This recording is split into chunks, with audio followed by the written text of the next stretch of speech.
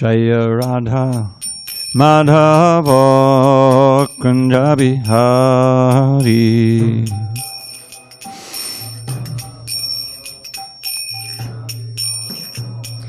Jaya Radha Madhava Kunja Bihari.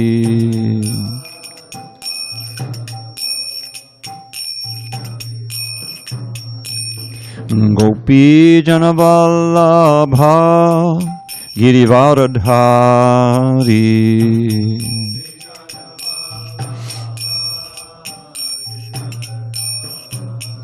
Jaya Gopi Janavallabha Girivaradhari.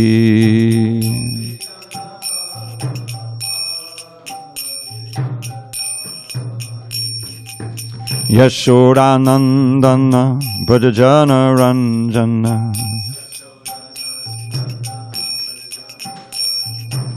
Yashodanandana Brajajana Ranjana.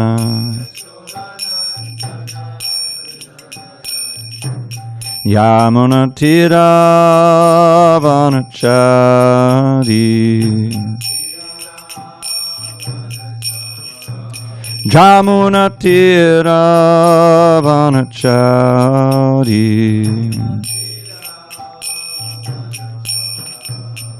Jaya Radha Madhava Kunja Bihari.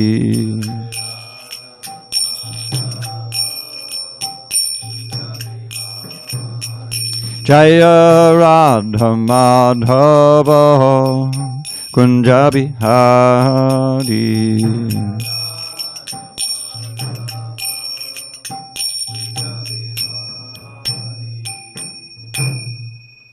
Jai Mr. Pad Paramahansa, Padurjakacharya, Ashtotar to the Sri Srimad, His Divine Grace, Srila HG Bhakti-Vedanta Swami Prabhupada Ki Jai. ISKCON BBT Founder Acharya, Srila Prabhupada Ki Jai. Jai Om Vishnupad Paramahansa, Padurjakacharya, Ashtotar to the Sri Srimad, His Divine Grace, Srila Bhakti Siddhanta Saraswati Thakur Ki Jai. Ananta Koti Vaishnavinda Ki Jai. Namacharya Srila Haridas Thakur Ki Jai. Grantharaj Srimad Bhagavatam Ki Jai. And Samaveta Bhaktivinoda Ki Jai. All glories to the assembled devotees. All glories to the assembled devotees. All glories to the assembled devotees. All glory to Shri Guru and Gauranga.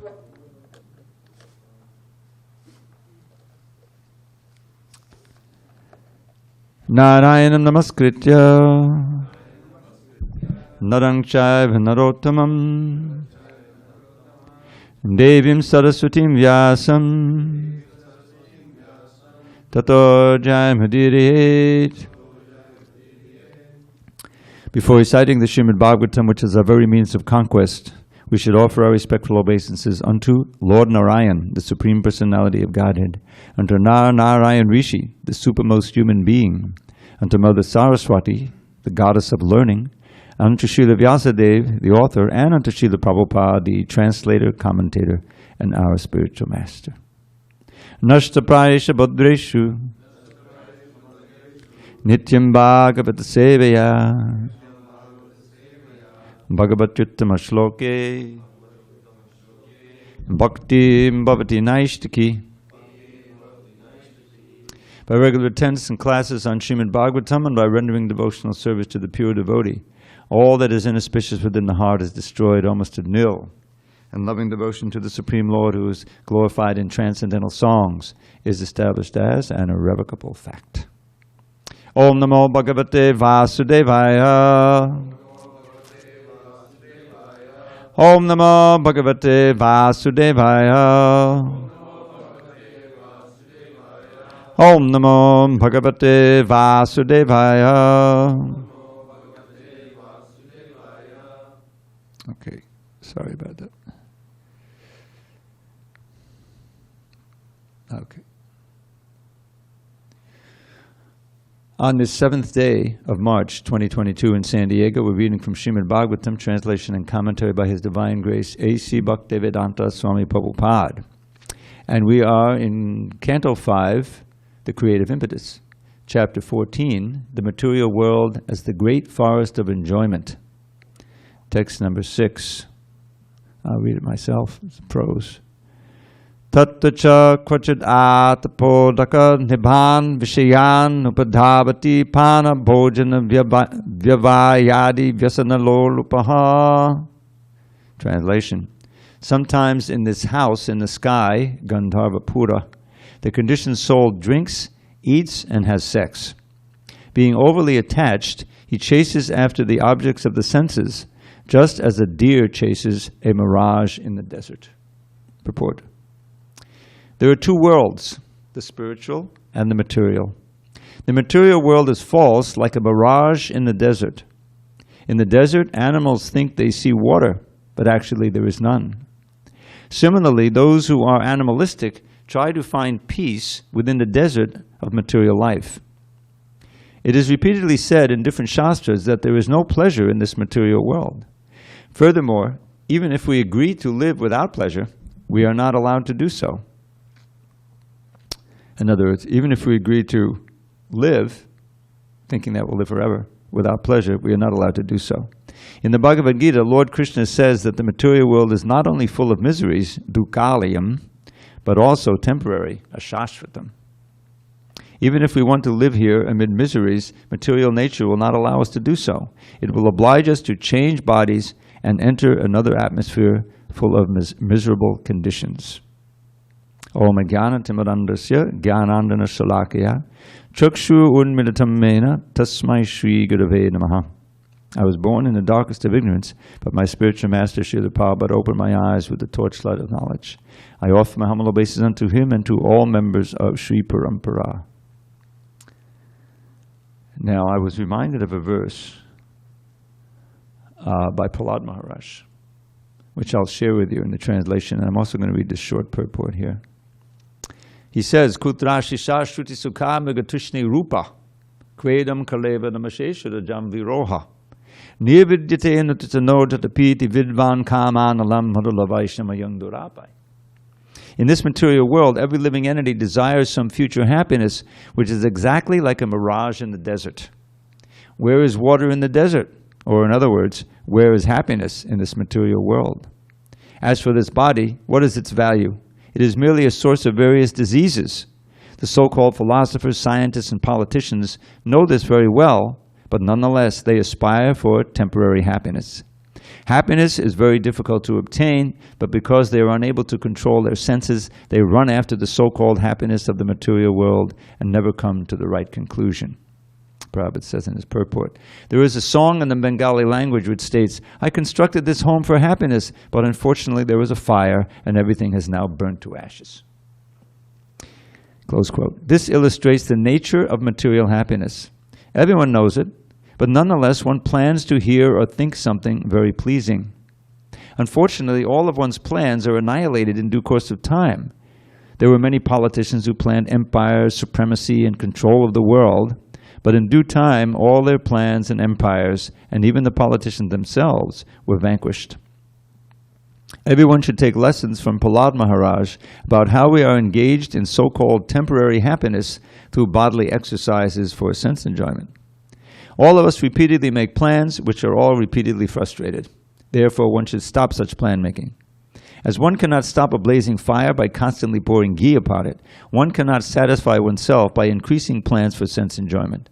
The blazing fire is Bhava Mahadavagni. Anyone recognize that phrase? That's from the first line of the Shikshastika, which Lord Chaitanya says by Sankirtan, congregational chanting, one can immediately extinguish this fire. The blazing fire is Bhava Mahadavagni, the forest fire of material existence. This forest fire occurs automatically without endeavor. We want to be happy in the material world, but this will never be possible. We shall simply increase the blazing fire of desires. Our desires cannot be satisfied by illusory thoughts and plans. Rather, we have to follow the instructions of Lord Krishna. Sarva dharman parityajya mamekam sharanam braja. Now, Prabhupada doesn't give a translation here, but I think we should know what it means. Surrender everything, simply surrender yourself unto me and take shelter of me, and I will protect you from all sinful reactions, he goes on to say. Then we shall be happy. Otherwise, in the name of happiness, we shall continue to suffer miserable conditions. So before I continue, I want to just review the previous verse. I'm going to read the translation, see if you can see what was missing. Unfortunately, just a little background. The fifth canto, many devotees don't realize this, the fifth canto was also part of the 17-book marathon in 1975. I was part of it, and I edited some of this fifth canto. It was very difficult because you had all of this manuscripts that you had to turn into a book in 2 months. 17 books. It actually turned out to be 15 books, but even that was incredible. And so there were two chief, the most difficult jobs were with the painters, the artists, and the editors. You had some indexers, you had other peripheral typesetters and typists, and they were working hard too, there's no question about it. It was difficult for everyone, but the editing was really the hardest part. So it was a rush job, and therefore the English wasn't edited, well, the Sanskrit and Bengali, but I'm talking about the English, to the same standards of Srila Prabhupada's other books. There were some mistakes. And there was a mistake yesterday. And I just want to read this translation, maybe you can tell the difference. Sometimes the conditioned soul in household life, being attached to material wealth and possessions, is disturbed by envious men who are like gadflies and mosquitoes. And sometimes he is troubled by thieves who are like locust, birds of prey, and rats. We didn't have the envious men and the thieves. Sometimes the conditioned soul in household life, being attached to material wealth and possessions, is disturbed by gadflies and mosquitoes. Now, if you think about it, what does that have to do with being attached to material wealth? People who are attached to material wealth are more disturbed by gadflies and mosquitoes? Is that a scientific fact? No. And then this whole thing of the thieves, which makes perfect sense. You're attached to it, but the thieves come and take it away and increase your misery. Anyway, I just wanted to point that out. If someone doesn't believe me or they think that this is not, well, first of all, if you look at the word-by-word meanings, you'll find the word for thieves and envious men right here. We can go through it, which we didn't read yesterday. We're not been reading them. Taskara, thieves. So I just wanted to point out, when that happens, because I have both versions here, I'll try to alert us that there's a problem with the text. Okay, back to today's verse.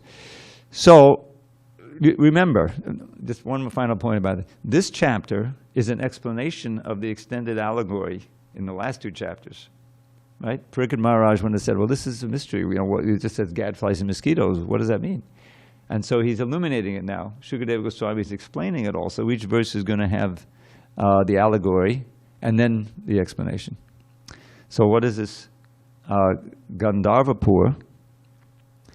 Gandharvapur is a house in the sky, basically.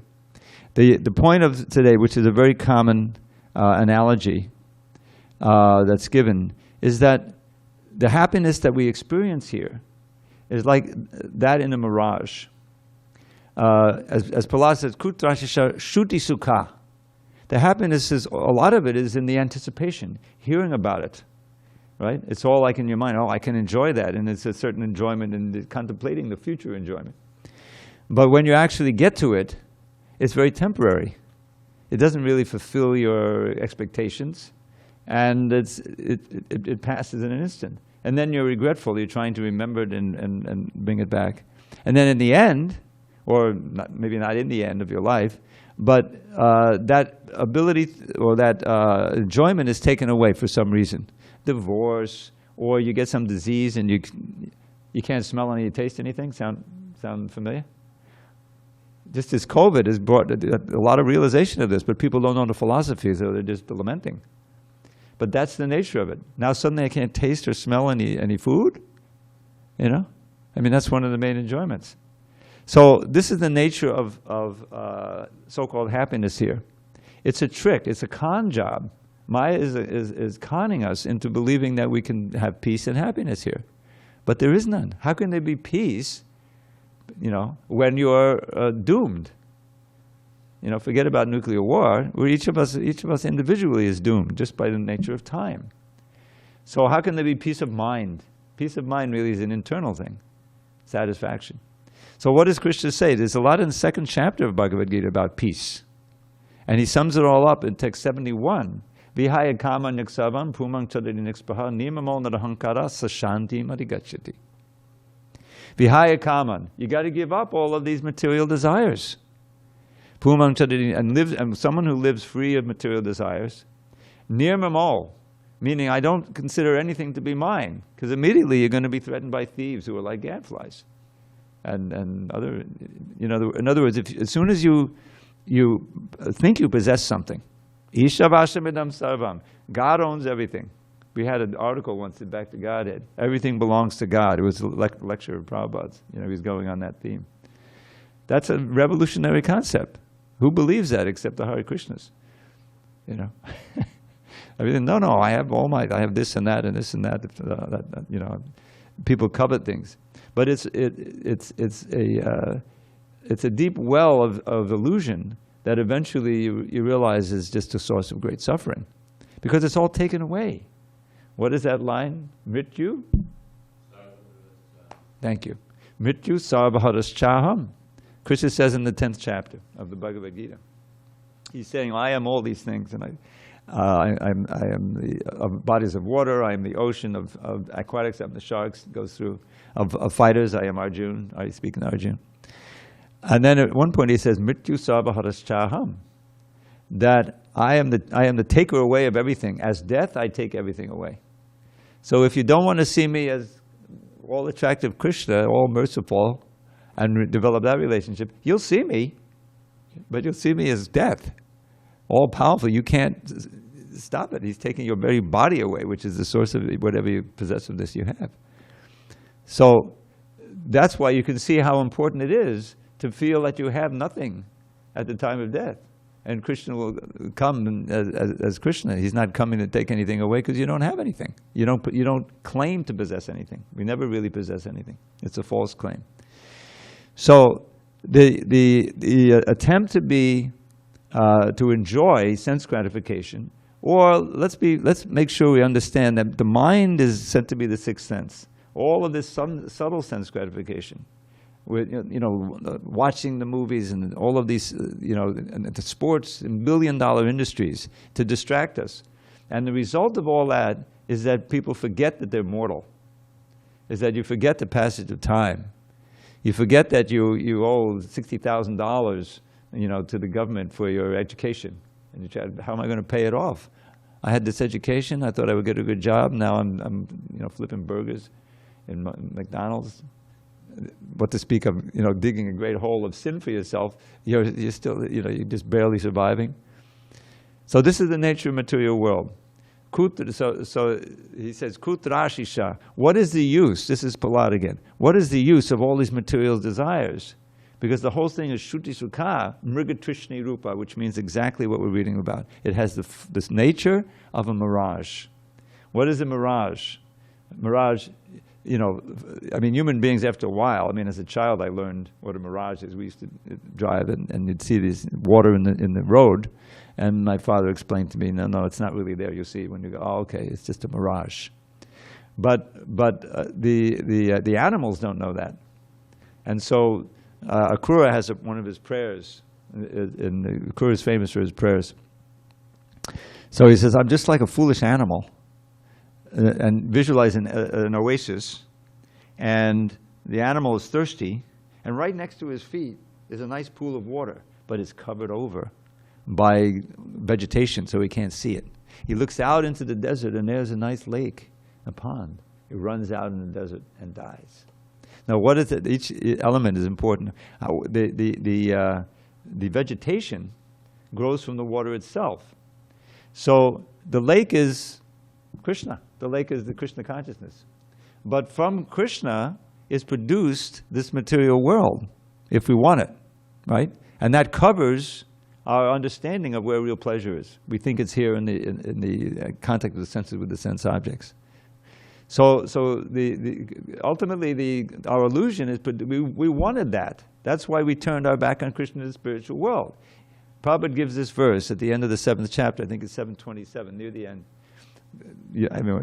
Anyone who's into Gita verses know this verse.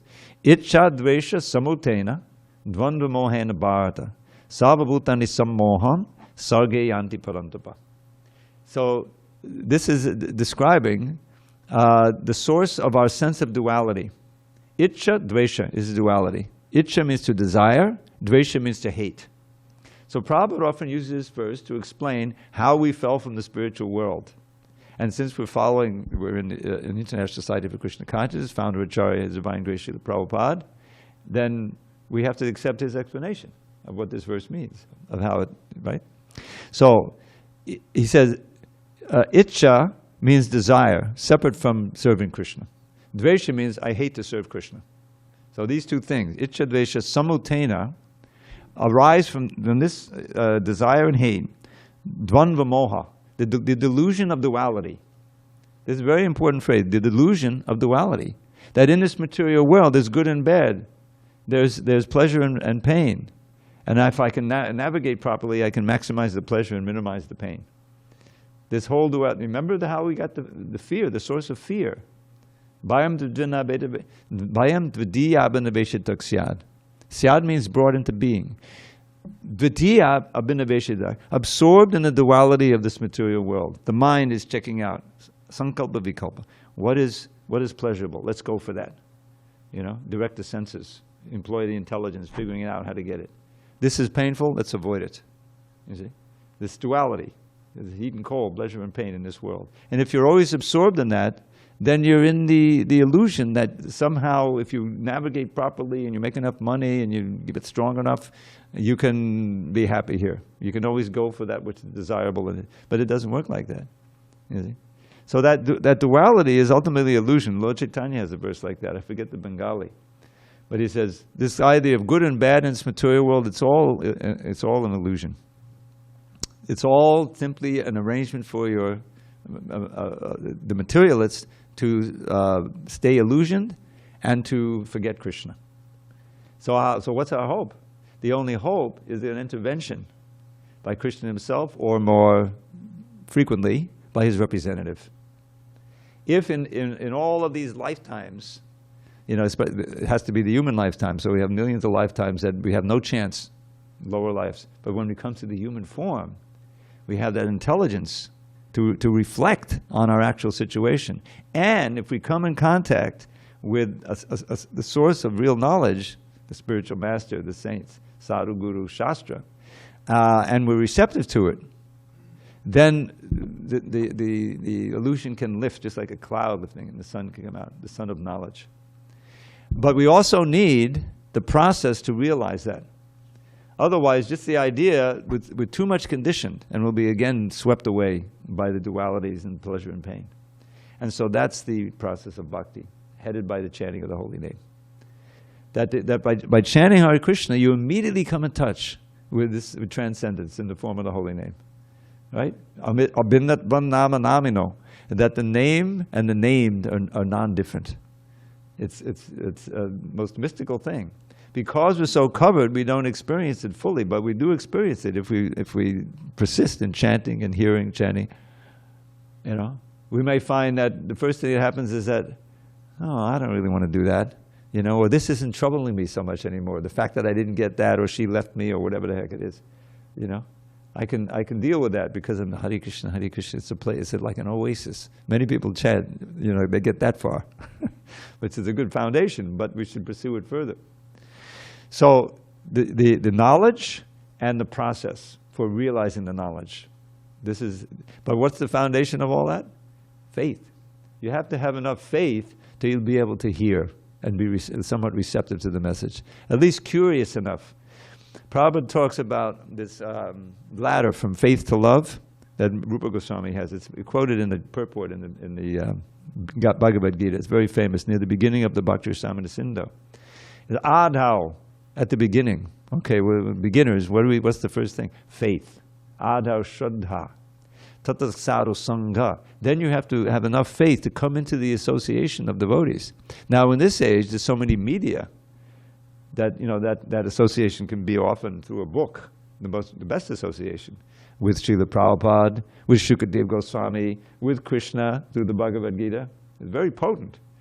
And the more that we're fascinated with those books, the more that we're receptive to the message, the quicker it will act on us and enthuse us to practice nicely. Vijay has a perfect story. He read the Bhagavad Gita, and it's from the Gita you started chanting? No, yeah, just from the Gita. So, you know, then you met devotees, Krishna, you know, and eventually ended up in the temple, and it all seemed like finally you found what you're looking for. So obviously there's some background there to bring someone to that state. But there are people out there, obviously, you know, who we all went through that situation where you first hear about the Hare Krishna, or you meet someone, and there's an attraction there. Just like we're reading about Madhusudan Prabhu. Madhusudan. That's right, I forget. That's how we used to pronounce his name in the book. Prabhu. How he was also searching. The one thing I didn't get to read yesterday was How I Came, which is an article in BTG. He described how he came. And he was caught up in the hippie time. You know, it's the 60s. Fortunately, I didn't get too caught up in drugs. You know, but the whole ethos was very much searching and being open to new things, especially from the East, you know. So I had a different story, but he saw the devotees in New York. He was from New York. You couldn't miss them. They were all over the place, especially Fifth Avenue. Anyway, I have my own stuff. Keep running into them. But even on TV. But he was resistant. He didn't join at that time in 66. He joined in 67. And so he went to the West Coast, and it was before the Summer of Love. It was January 67. That happened in that summer. But still, it was building, and there were a lot of things going on, a lot of LSD, and he thought that the answer was the LSD. And so he took a lot, and he took too much, and he ended up in the mental hospital. And his parents, you know, brought him back to New York. So then he was still searching, you know, came down and got back to normal, more or less. And then he came to Course of Devotees in early 67. But the point is that he was, and then when he met the devotees, he says, oh, they answered all my questions. They had such a wonderful demeanor. They were so friendly. They were so welcoming, just like Madhus, you know. And he joined up at that time. He was ready. So the idea is that there has to be some preliminary faith, shraddha, which Prabhupada says is like respect, interest. It's not firm faith, deep faith, or you'd be chanting 16 rounds following the 4 regs at first, which no one is. But it's interest enough to come and associate and hear and be receptive. So then the sadhu sangha, and then if you know, we have well, everyone's, what's going on now? Oh, this is japa period. Oh, really? Well, what can I do? Well, we have some beads, you know, and then you start chanting. Or it starts often starts with kirtan, of course. But the point is that as soon as you chant with some sincerity, understanding, you know, it's not just some music, but it's actually a serious process. Then Krishna, you're getting all kind of mercy. You know, he's removing. You don't even know, but you're removing eons of bad karma that you have. You know, that this comes from the first name you chant. He's so merciful. And then you start to see there's a distinction between material consciousness and this consciousness that I'm now experiencing. It may be not the complete depth, but there's something, and you pursue it by hearing, reading, and associating like that. So, what is being described here, however, as we're reading, is that he's describing the actual situation of the conditioned soul. So, in this house in the sky, Gandharvapur, which is the material world, the conditioned soul drinks, eats, and has sex. Oh, well, all of those are like sources of pleasure, right? But it's the Gandharvapur. It's temporary. You can only do that for so long. right? Being overly attached, he chases after the objects of the senses just as a deer chases a mirage in the desert. And that's fatal. The deer's going out in the desert, he's not going to find the water, he'll die of thirst. And that's what we keep doing. We're going on and on. I remember when I used to work in a hospital, and in the hospital, all 4 things are there. They try to hide them. They're all in the hospital, I don't have to think about them. Birth, old age, disease, and death. And but I was reading the Gita. I wasn't reading Prabhupada's Gita, but I was reading the Gita because I was, and I was involved in another group I won't mention. But I was seeing in front of me the Gita was being played out. People who had been businessmen, and they, some of them were young. They had heart attacks. Suddenly, the whole thing was collapsing. What were they thinking? And I was there giving oxygen. Some of them made it through. Some of them didn't. But this is the fate of everyone in the material world who is simply absorbed in matter. Whether it's the family, this attachment, that attachment, plans, all of it, eventually it collapses as time just takes away your life and takes away your ability to enjoy. And as I'm seeing now with my aging body, you haven't gotten all the nectar yet. You're a little younger than me. Some of it. Yeah, but there's pains that suddenly coming up. That what's that?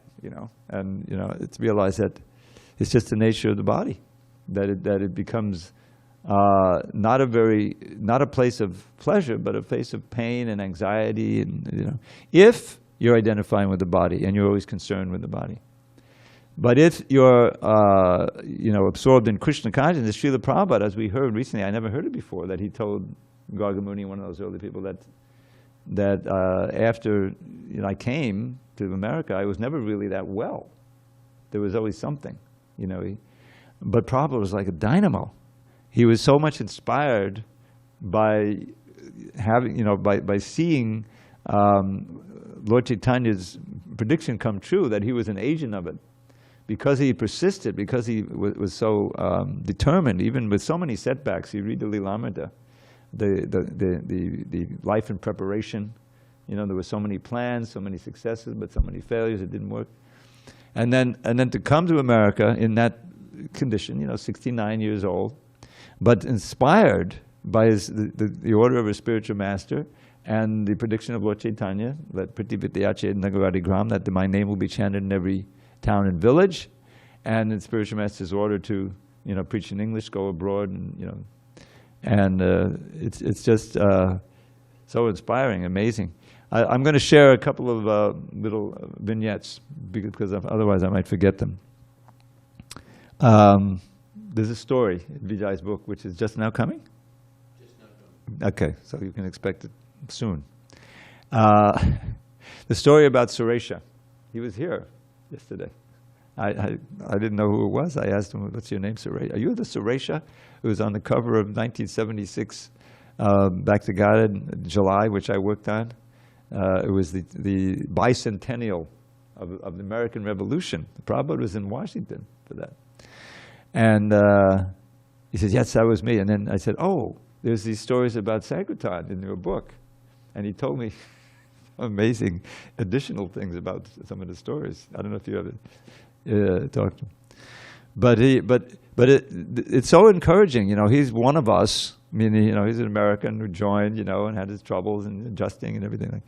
But somehow or other, he experienced some totally, what should we say, supernatural events. So many of you haven't heard this story yet. So he's out on Sankirtan, and there's a certain element to this that I'll maybe describe to you privately. So I don't know how much you know about the history in America in the 60s, but there were these riots when Martin Luther King was killed in '68. He was assassinated. I'm not going to get how that happened, but he was assassinated. And it was a huge thing in all the big cities where they had big ghettos with black people there.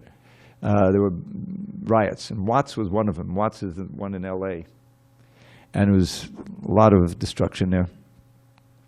So he's coming now, of course, later than that. He's in this 8 years later, 76 or 75, he was distributing.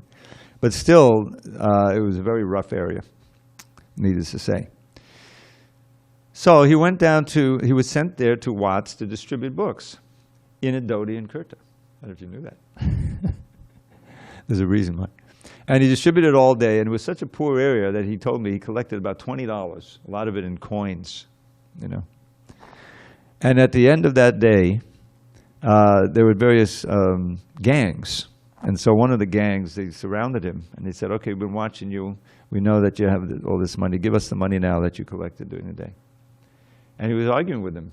He said, no, this money belongs to Krishna. I can't give it to you. I won't give it to you. They said, if you don't, we're going to beat you up. So he still refused. They started beating him. I wish I didn't know. And so what he did was he just threw his hands up and he cried out to Nrsingadev and Krishna with all of his faith. You know, please protect me, please protect me.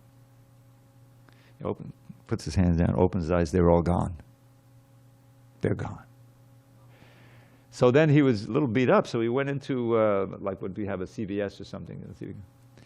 And as soon as the guy behind the counter, he had apparently seen, you know, he was looking out into seeing this confrontation.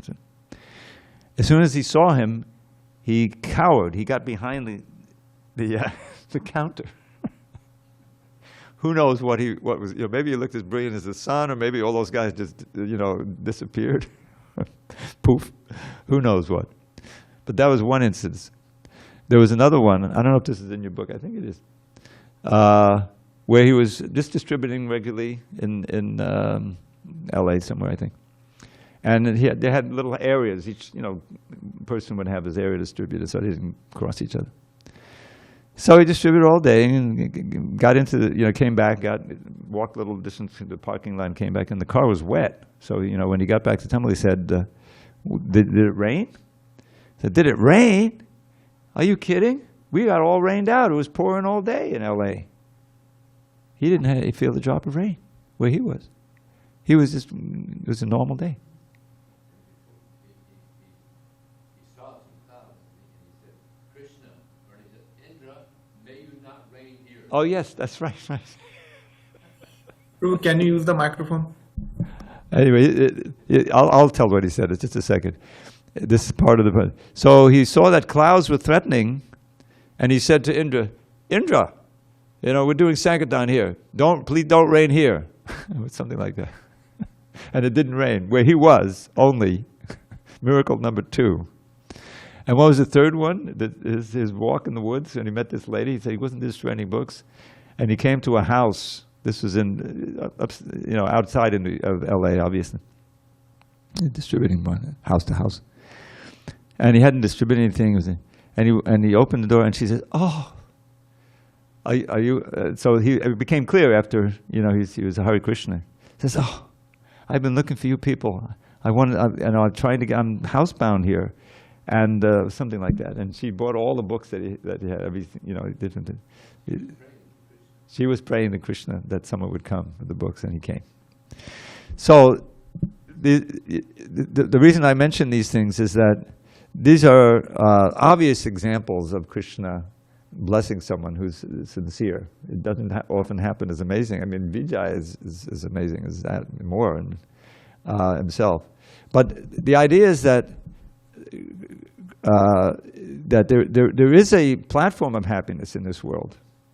And there is a platform of security, but it's not in sense gratification. It's not in trying to, you know, defend yourself through so many fallible soldiers, as Sukadeva says, as Sukadeva Goswami describes at the beginning of the second canto. But it's really depending on Krishna, depending on the spiritual master and the process of devotional service, and trying our best to dedicate whatever facilities we have to giving others this great treasure. This is the only thing that's valuable in this world, really, is Krishna consciousness. Everything else is just what they call fool's gold. It looks like gold, but it's not really gold, you know. And when here we are in California, when there's a gold rush, they have to be sure to be able to recognize that because they're panning for gold and they think we got gold. So it means that it's something that seems to be valuable, but it's really not. It's just a trick. And we've been tricked. Having left Krishna and having left his service, we've been tricked into believing that we can be secure and happy in this world. And so many species of life we've been through where there's no choice. We don't have the intelligence to do anything. The dogs and the cats and the insects and all these trees and millions and millions and millions. In this lifetime, in the human life, we should use it very judiciously, not wasting any time, to reconnect ourselves with Krishna. And as we've been hearing in the morning, that the holy name and everything related to Krishna becomes more and more attractive and more tasty as we become more and more purified by surrender and service. And that's the real platform of happiness. Even on one's deathbed, one can be in ecstasy because he's completely absorbed in Krishna. Madhavendra Puri. Now, of course, we know from reading the Chaitanya Charitamrita, we should know that the highest form of ananda is love and separation. And that was what Lord Chaitanya modeled, if you would. He exemplified for all those years in the Antya Lila in Jagannath Puri. He was hearing the most wonderful descriptions in the songs of Ajapati, the Gita Govinda from Jayadev, associated with Srup Damodar Goswami and Ramananda Roy, And so it looked like agony. There's songs. There's a song I can share with you maybe some other time. The Gauranga Lila, not the Gauranga, what is it? I forget the name of it, but it's 12 verses. And Raghunath Das Goswami is describing his witness. He witnessed Lord Chaitanya in Puri, in all of these agonies of separation. He's rubbing his face against the wall in the Gambhira, this little room that he would live in, and all of the blood was coming. They came in, finally they had someone stay with him so that, he would, in the room with him, so if he tried to get out or try to do that, it wouldn't happen, But that's the highest level of ecstasy. And it became most obvious in the kirtans, in the Ratha Yatra, with his all-encompassing, world-chattering, Sankirtan. You can imagine thousands of devotees chanting. And everybody, ecstatic symptoms, the thousands and thousands. And that source of happiness, the chanting of the holy name, Krishna consciousness, is always with you.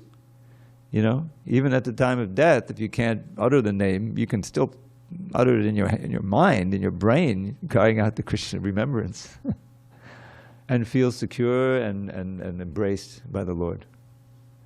So that's the security, not anything in this material world.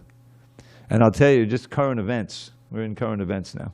And the Bhagavatam here is looking at it with the very, no covering up. Everything is very out in the open here. These chapters we're reading.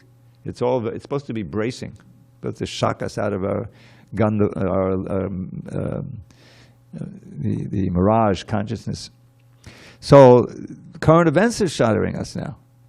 They have this war going on, and it threatens to blaze up. Into a nuclear war. And hey, we got 15 minutes, guys. What are we going to do? The bombs are coming down. Big kirtan. It's happening in the temple. Hare Krishna, Hare Krishna, Krishna Krishna, Hare Hare. Don't stop. Hare Krishna, Hare Krishna. Microphone goes out. Forget it. Hare Krishna, Hare Krishna. We may face that any day now.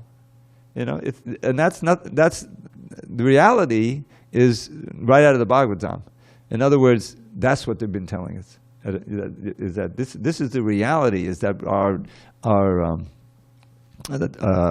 position in the material world, our little safety and a little, everything is very tenuous. It's very tenuous.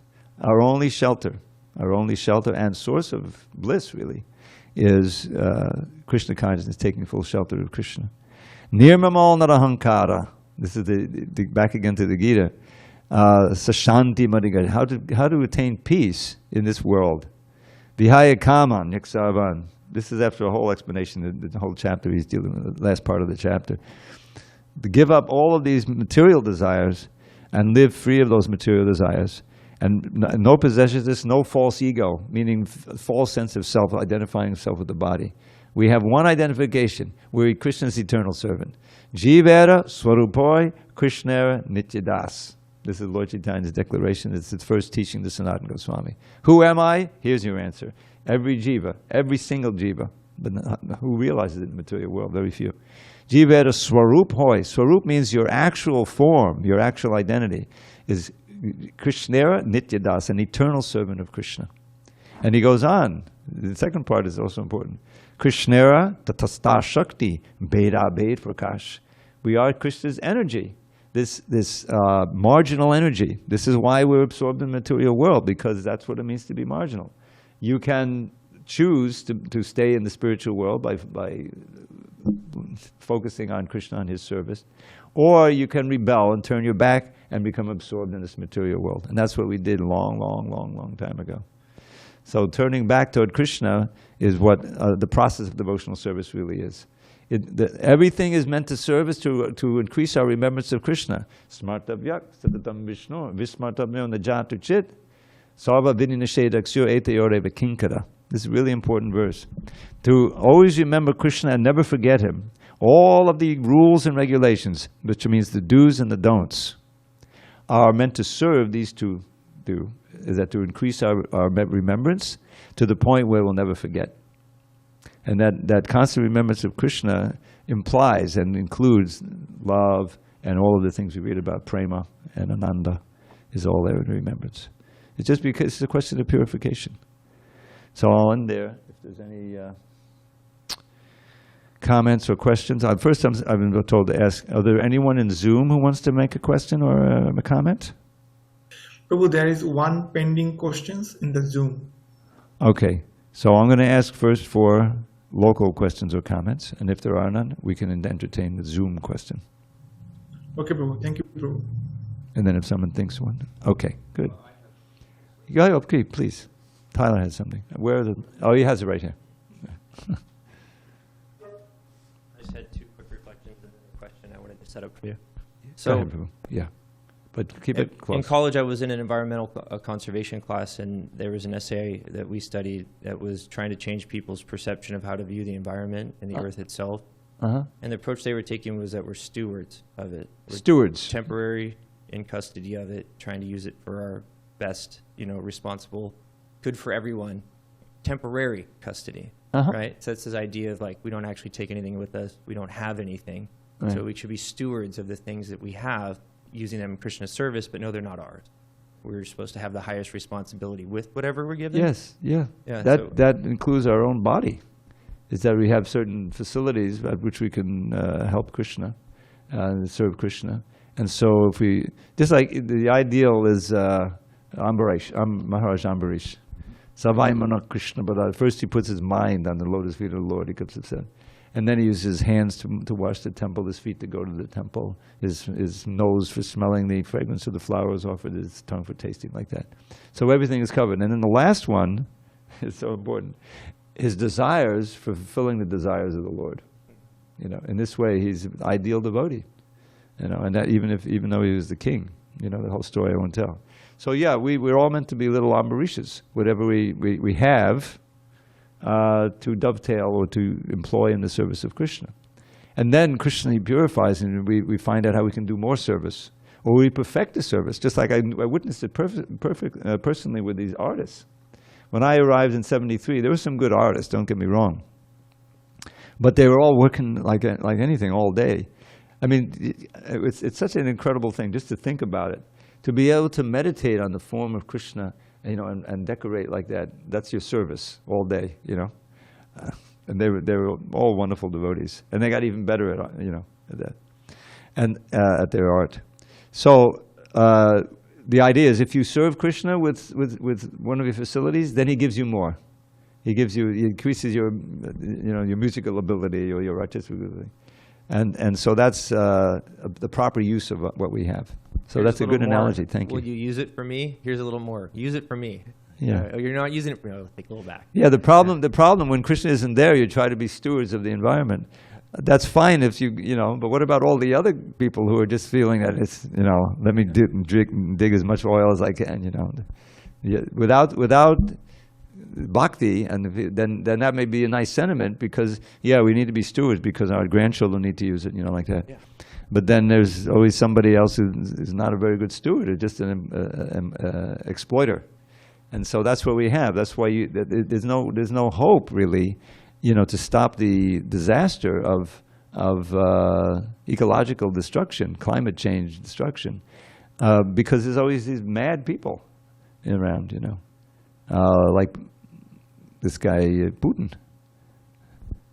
You know, I just read something about that. There's a good chance that he's got terminal cancer. You realize how dangerous that is? He's got nothing to lose. You know, if you don't do what I say, I'm going to throw the bombs. That's the situation. That's why we have to get serious. You know, we don't know we have time. I mean, I have a few years. I'm pretty young. No, we may be very, very old at this point. So I did have an editing question, but just Go a ahead. quick aside about the COVID and losing your smell and taste. I was just thinking, this is a great time to not eat meat, garlic, and onions. Go eat your vegetables. You can't smell or taste them, right? Go eat your vegetables now. Yeah. Get used to it. Then when your tastes come back, maybe you'll appreciate it a little bit more. So when I got the fortune of staying in Berkeley when they brought the brahmacharis up there years ago. Yeah. And I was in a class with Gruntaraj up there. And What's his name? I think he's Yeah. Okay. He was a long time monk. He was like one of the only long-time brahmacharis, I think, that was there. He was In doing Berkeley. a class. Okay.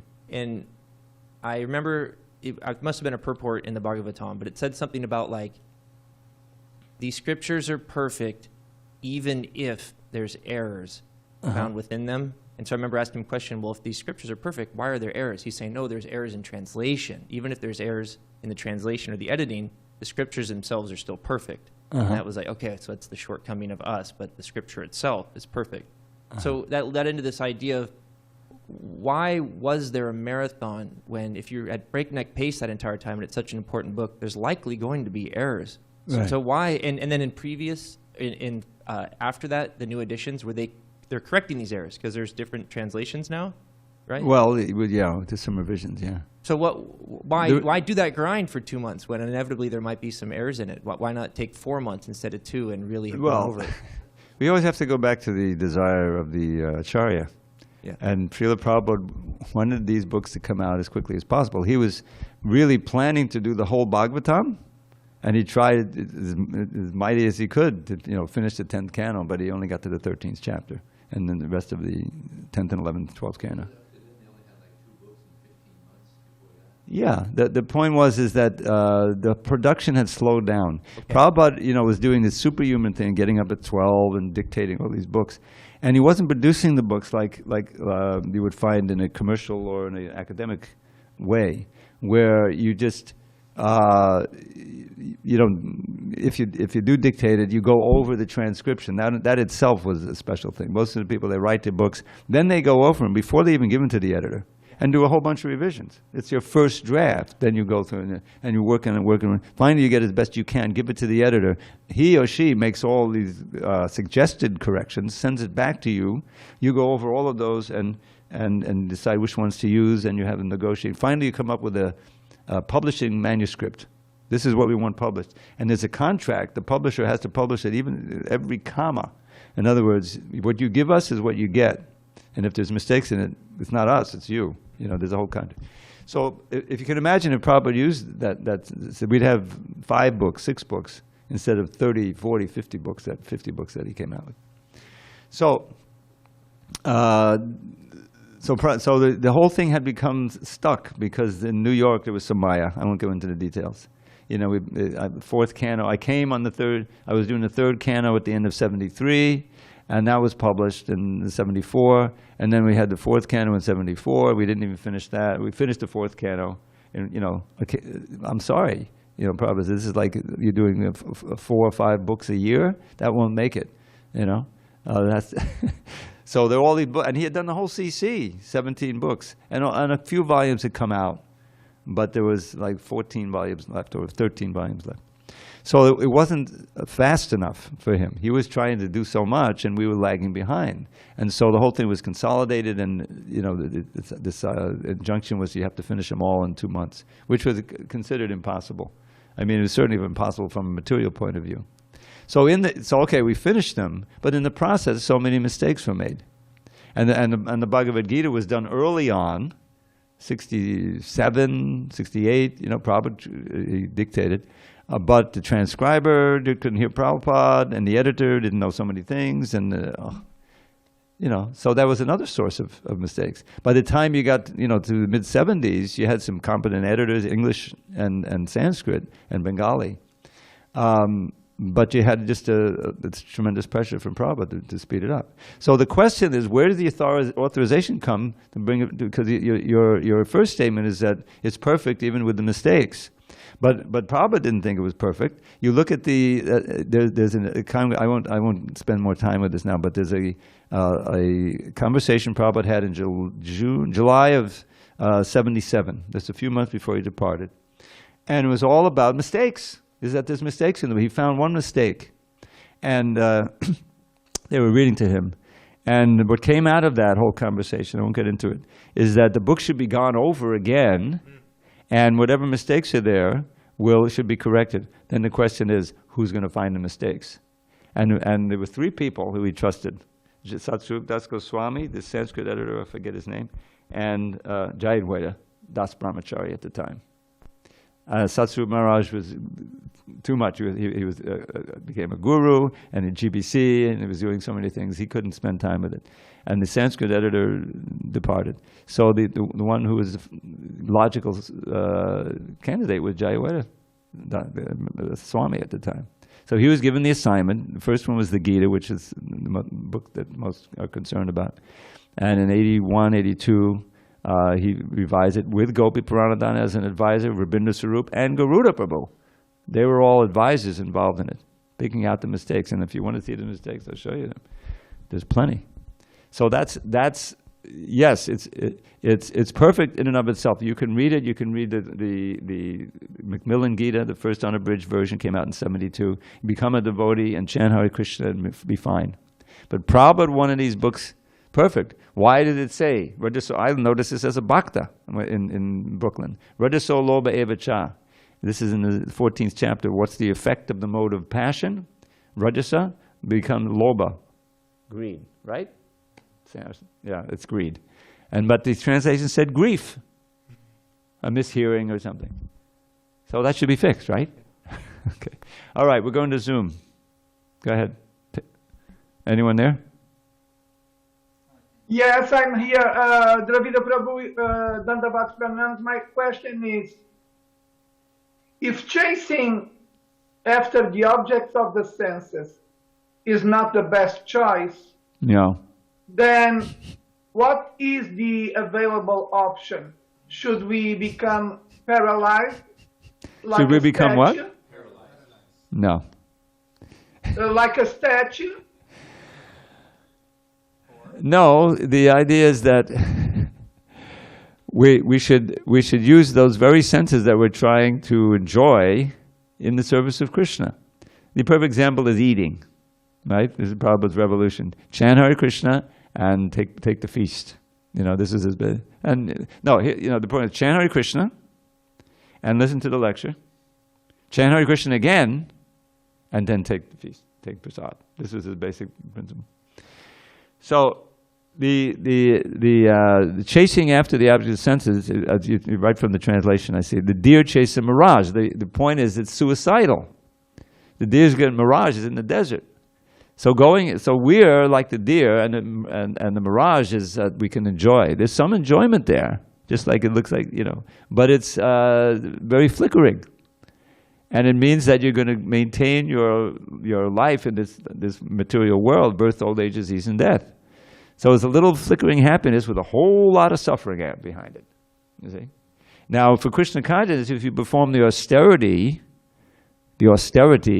of only taking Krishna prasadam, then which is pleasurable in and of itself, then you can purify, you can get attracted to Krishna, and you chant Hare Krishna, and get beyond the miseries of birth, old age, and death, and drowned in an ocean of bliss, forever. So on one side you have the little austerities of Krishna consciousness, which are temporary, and then you have the infinite, eternal experience of eternal life, Satchidananda, existence and bliss, back in the spiritual world. On the material side, you have the Gandharvapur, the mirage of material happiness, which is a whole lot of austerity to enjoy it, and then you get the little flickering happiness, and the result is a whole bunch of suffering. Birth, old age, disease, and death. So what's the better investment? When you want to try to... it's a no-brainer, right?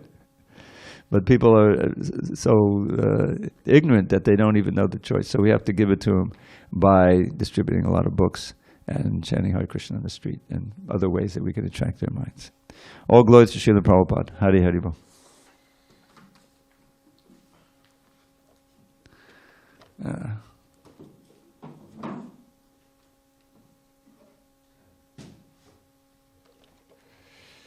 Hare Krishna. If anyone's curious about this subject of revisions of the books, I have various materials that I can share with you and websites and all kinds of stuff. So you can write me at Dravida108 @gmail.com.